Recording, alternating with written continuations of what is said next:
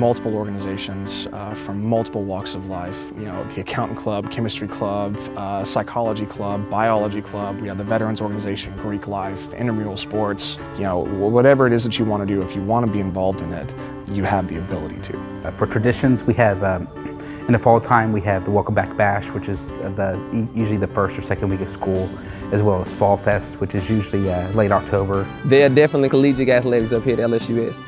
One is our basketball team, which is one that's got great acclaim in their division in the nation. Our weightlifting team is also one. We had somebody sent to the Olympics, and the athletes up here, to be honest with you, like they're cool people in the classroom.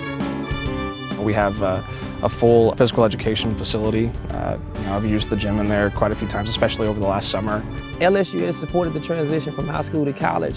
For one, we had the freshman seminar. We also had just like an indoctrination process, like the freshmen came here and everybody showed them around. If you wear a sticker, you would know that this guy here was a freshman. You know, the university, especially with the chancellor being a veteran himself, has certainly made it a policy. It has put out a commitment to helping veterans at whatever stage they're at move into academia.